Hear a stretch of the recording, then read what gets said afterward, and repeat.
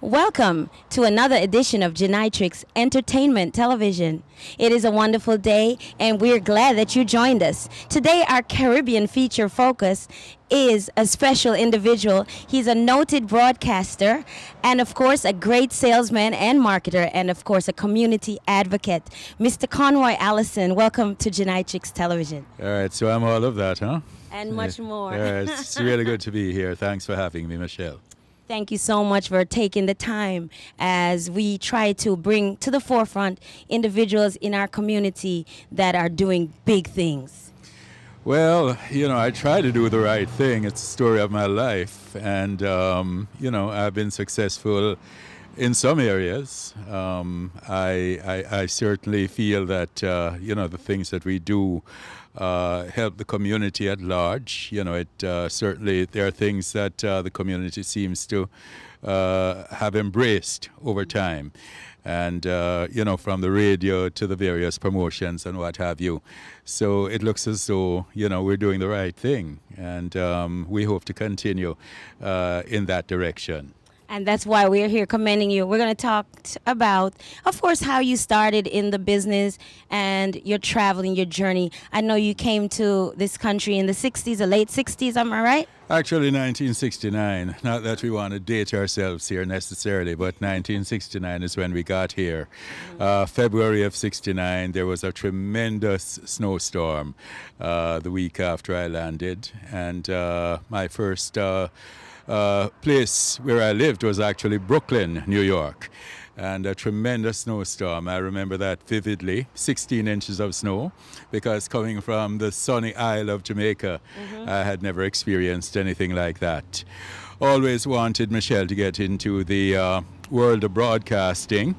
That didn't happen until around 1974, when my cousin, who was one of the key guys in the Caribbean organization up at Fordham University, actually invited me to do a program up there at Fordham's radio station, WFUV. And by the way, WFUV, of course, is still thriving today at Fordham. Oh, it's stronger than ever. Yes. I believe they have, you know, increased their signal strength. Yes. And, I mean, they're a big station now. Well, back then they were, you know, they were acknowledged as being a station, but certainly not as big as they are now. But anyway, that's where we started back in 1974. And we did a weekly Caribbean program.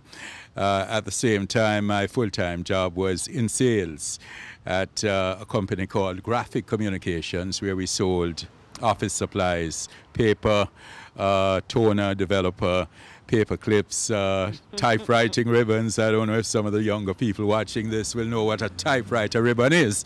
But anyway, that's what we did back then, and we did it quite well.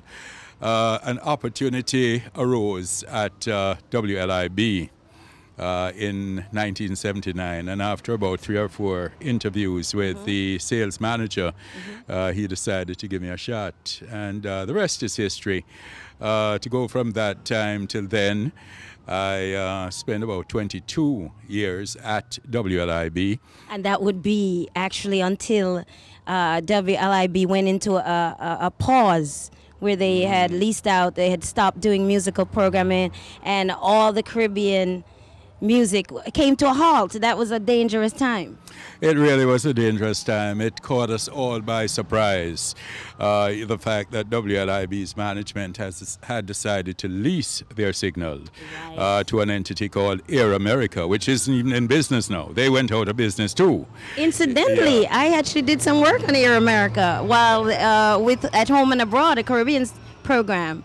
Right. I used to go down there. So they had a state-of-the-art office, but I'm surprised that they're no longer broadcasting. No longer in business. For some reason, they didn't get as much advertising support as they hoped to. But anyway, you know, Air America leased the signal at LIB, and it made many of the senior people and many of the people who had been with LIB and Inner City Broadcasting, which is LIB's parent company, many of us who had been there for a long time, they decided that perhaps it would be best if we moved on. That's LIB's management. So, I mean, you know, we had to sort of decide where to from here. It's swim or sink. Exactly. And, you know, we don't like sinking. Oh, no, we don't do that. We're not ready to sink yet.